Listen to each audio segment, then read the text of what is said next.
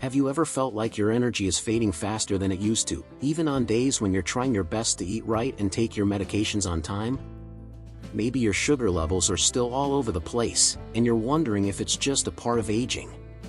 Or maybe you've quietly asked yourself, is this how the rest of my life is going to feel? If you've ever had those thoughts, you're definitely not alone. And the good news? No, this is not how the rest of your life has to be. You see, many people, especially after 60, think that once diabetes becomes part of their life, it's all about medications, doctor visits, and strict rules. But what if I told you that you have more control than you think? That living well with diabetes isn't just possible, it can become your new normal, without always reaching for the pill bottle. Today, we're going to have an honest and encouraging talk about something truly empowering: how a healthy lifestyle can help you manage your diabetes naturally, and often, with less medication. We're not talking about fads or impossible routines. Just a few simple changes you can make at your own pace that can bring real results. Let's start with one of the most powerful tools you already have: your daily routine. When you wake up in the morning, what's the first thing you do? Maybe you shuffle over to the kitchen for a cup of tea or coffee, maybe turn on the news, maybe take a look outside and check the weather. What if, before all of that, you just gave yourself 10 minutes, just 10 quiet minutes to move your body gently? Now, I know exercise can be a scary word. But I'm not talking about jogging or lifting weights. I mean a short walk around your home, a few easy stretches by your bed, even some light dancing to your favorite song. You don't need to break a sweat. You just need to wake your muscles up, get your blood flowing, and tell your body, hey, we're going to have a good day today. You'd be surprised at how just a little bit of morning movement can help lower your blood sugar, boost your mood, and give you more energy all day. And when your muscles are active, they pull more sugar out of your bloodstream, naturally. That means your body needs less help from insulin or medication to do the job. It's like giving your body a gentle head start instead of letting it play catch up all day. And speaking of energy, let's talk about food. Because here's the truth, not all healthy meals are created equal. And after 60, your body starts to respond differently to what you eat. Have you ever eaten something you thought was healthy, a big bowl of fruit, or a bran muffin, and still felt sluggish or had high blood sugar afterwards? That's because even some healthy foods can cause spikes if you're not careful. But don't worry, this isn't about cutting out everything you love. In fact, you can still enjoy your meals, it's just about being a little smarter about how you put them together. One simple change that can make a big difference is focusing on balance. That means making sure every meal includes 3 things: a source of protein, some fiber, and a healthy fat. It sounds technical, but it's really not. For example, instead of just having toast with jam in the morning, try adding a boiled egg or a spoon of peanut butter. Or swap that plain bowl of oatmeal for one topped with a few nuts and a sprinkle of chia seeds. These small tweaks slow down how quickly sugar hits your bloodstream. You stay full longer, feel more energized, and your blood sugar stays steadier. And don't forget, fiber is your friend. Think vegetables, beans, lentils, whole grains. These aren't just good for digestion, they also help your body process sugar more gently, keeping those highs and lows in check. So if you're used to having rice or white bread with every meal, maybe try switching to brown rice or whole wheat bread just once a day to start. Little by little, your body will thank you. Now, I know change can feel hard, especially when you've been doing things a certain way for years. But you don't have to change everything overnight. In fact, you shouldn't. Start with 1 meal a day. Or 1 walk a day. Let your body, and your mind, get used to the new rhythm. And while we're on the topic of rhythm, let's not forget how important it is to stay consistent. Your body loves routine. When you eat around the same times each day, get regular sleep, and move a little every day, your blood sugar stops swinging wildly. It becomes more predictable and easier to manage. There's a kind of peace that comes with that, isn't there? Waking up and knowing your body isn't going to surprise you today. That you're not waiting for a crash, or a dizzy spell, or another reason to call your doctor. And it's not just your body that benefits. When you take these steps, your confidence grows too. you start to feel like you're in charge again, not the medication, not the numbers on the meter. You. Of course, this doesn't mean you stop taking your meds without talking to your doctor. Not at all. But over time, as your lifestyle gets healthier, many people find they can reduce their doses or avoid needing stronger medications. It's a partnership between you, your body, and your healthcare team. And the stronger your part of the partnership is, the better the whole system works. And don't underestimate the power of something as simple as drinking water. Sometimes we overlook it, but hydration plays a big role in how our bodies use sugar. When you're dehydrated, your blood gets thicker, your kidneys have a harder time flushing out excess sugar, and suddenly those numbers creep up again. So keeping a glass of water nearby during the day, especially before meals, can help more than you think. Even herbal teas or warm water with a slice of lemon can be a soothing way to stay hydrated and support your system naturally. It's such a small habit, but over time, it adds up. Now that we've explored how gentle movement, balanced meals, and staying hydrated can help take control of diabetes naturally, there's more to talk about, like how stress, sleep, and social connections play a surprising role in your blood sugar too. Stress has a way of sneaking in when we least expect it. Maybe it's that flutter in your chest before a doctor's appointment, the worry that creeps up when you think about next month's bills, or the restless thoughts that chase you around your own living room at night. And here's the thing. When we're stressed, our bodies release a hormone called cortisol, which tells our liver to dump extra sugar into the bloodstream. That surge might be handy if you're running from a wild animal, but not so much when you're just trying to knit a cozy blanket or enjoy a cup of tea. Over time, those little sugar spikes add up, making it harder for your body to keep things balanced, and that's the last thing any of us need when we're managing diabetes. One of the simplest and most powerful tools you have against stress is your breath.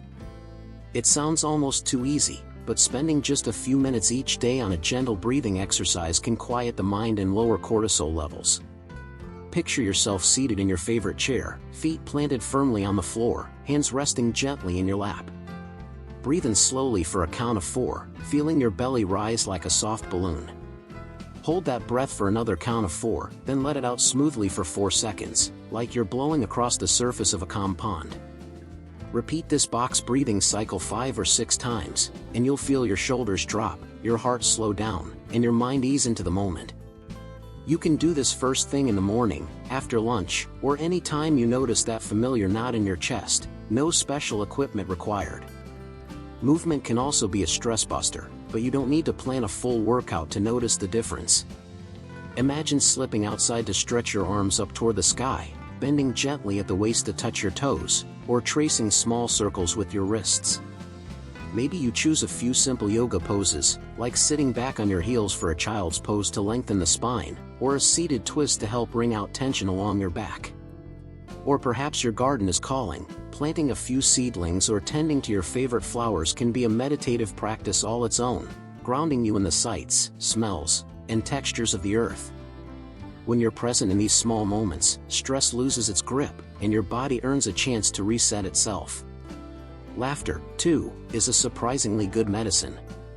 Sharing a funny story with a friend, calling up your grandchild to hear about the latest joke they've learned, or flipping on a classic comedy show can light up your brain's happy pathways and ease stress.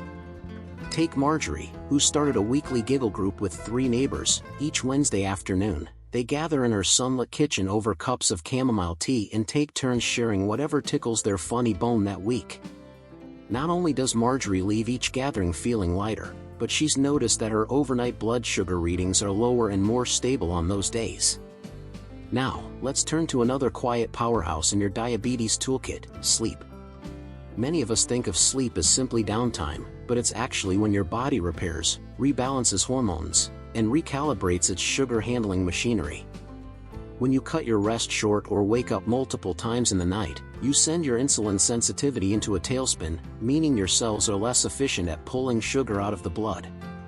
That can lead to higher readings in the morning and more volatility throughout the day. Start by setting a bedtime that feels natural for you, one that allows for at least 7 full hours of rest. If you usually find yourself nodding off in front of the television at 9, consider making that the anchor for your routine. Create a gentle pre-sleep ritual, Perhaps a warm mug of caffeine-free tea, a few pages of a good book under soft lighting, or a little journaling to let your worries flow onto the page instead of swirling in your head. Avoid screens for at least 30 minutes before lights out. Those bright blues trick your brain into thinking it's still daytime, making it harder to drift off. Your sleep environment matters just as much. A cool, dark room signals to your body that it's time to wind down. If street lights or early morning sun disrupt you, blackout curtains can be a game changer. Cushy pillows and a mattress that supports your back without sinking too much can help you wake up without aches. Even small upgrades, like a white noise machine or a gentle fan, can smooth out nighttime interruptions and keep your rest deeper and more restorative. Consistency is key. Try to go to bed and wake up around the same time every single day, even on weekends when you might be tempted to catch up. That regular rhythm trains your internal clock to anticipate sleep and wakefulness at predictable times, regulating hormones like melatonin that help you fall asleep and cortisol that nudges you awake. Over a few weeks, you'll likely notice that you feel more alert in the morning, more focused during the day, and that managing your blood sugar becomes a bit easier because your body isn't fighting against an irregular cycle. During the day, keep your body primed for good sleep by getting a bit of natural light in the morning. A quick stroll on the porch, a few moments watering the plants, or simply standing by an open window can help reinforce your sleep-wake schedule. Be mindful of naps. While a short, 20-minute rest can be refreshing, lengthy or late afternoon snoozes can make falling asleep at night that much tougher. And when it comes to beverages, try to limit caffeine after lunch, otherwise, you might find yourself staring at the ceiling when you'd rather be enjoying dreams. As you weave these stress-busting breaths and sleep-strengthening habits into your days, you'll likely start to feel more in tune with your body. You'll notice those stubborn sugar spikes happening less often, and the lows won't catch you off guard. You might wake up with more pep in your step and less of that brain fog that makes every decision feel heavier. Next, we'll explore another powerful ingredient in your healthy lifestyle recipe, one that taps into the warmth of friendship and the joy of shared experiences. That ingredient is the warmth of connection, those moments when laughter rings out around your kitchen table, when you lean on a friend for encouragement, or when you share a simple walk and conversation around the block. You may not realize it, but spending time with others isn't just good for the soul, it actually helps keep your blood sugar steadier, lowers stress hormones, and keeps you motivated to stick with all the healthy habits you've been building. Think back to the last time you joined a friend for coffee or tea. Remember how relaxed you felt as you sat together, swapping stories and catching up. Those chats do more than lift your spirits. When you laugh, your body releases endorphins, natural feel-good chemicals that also lower cortisol and improve insulin sensitivity. And when you share your challenges, you don't carry them alone. Suddenly, that new meal plan or daily walk feels less like a chore and more like a shared adventure. Maybe you encourage each other to try a new recipe for a balanced lunch, or you meet at the park for your morning stretch session. Little by little, those moments of togetherness strengthen both your friendships and your resolve to take care of yourself. If you're not already part of a group, it can be as simple as reaching out to a neighbor, calling an old classmate, or joining a local community center's gentle exercise or gardening club. You might discover a walking buddy who loves to chat about books as much as you do, or a gardening group that meets weekly to swap seedlings and gardening tips. These connections keep you accountable in a friendly way. When you know someone's waiting for you at the garden gate, you're more likely to show up than if it were just you alone. And here's another piece of the puzzle: tracking. Now, I know tracking can sound tedious, like you're turning your life into a chart or a spreadsheet. But hear me out. A little bit of mindful monitoring goes a long way in helping you understand patterns and make adjustments that stick. You don't need an elaborate app or fancy device. A simple notebook by your bedside can be enough. Jot down the time you had breakfast, what you ate, how you felt afterward, any exercise or movement you did, and what your blood sugar reading was before bed. Over a few weeks, you'll start to notice trends. Maybe certain foods cause a spike in mid-afternoon, or you sleep better on days you do that 5-minute breathing exercise after lunch. This kind of self-awareness gives you data to talk with your doctor or diabetes educator, and it helps you feel empowered rather than overwhelmed. You'll stop wondering, why did my sugar jump last Tuesday, and instead say, oh, I see, I forgot to have that mid-morning snack and I skipped my walk. With that insight, you can make small tweaks, swapping in a handful of nuts at 10 a.m., or setting a reminder on your phone to stand up and stretch every hour. Each tiny change adds up to smoother days, deeper sleep, and fewer surprises on the glucose meter. Of course, throughout all of this, your mental outlook matters tremendously. Managing diabetes naturally isn't just about what you do, it's about believing you can do it. Sometimes that means celebrating the small wins, a stable reading in the morning, an extra glass of water, a gentle stretch you didn't think you could manage. Other times, it means forgiving yourself when life gets busy and you miss a day or two. Remember, progress isn't a straight line. It's full of little bumps and detours. What matters is that you keep moving forward, one kind choice at a time.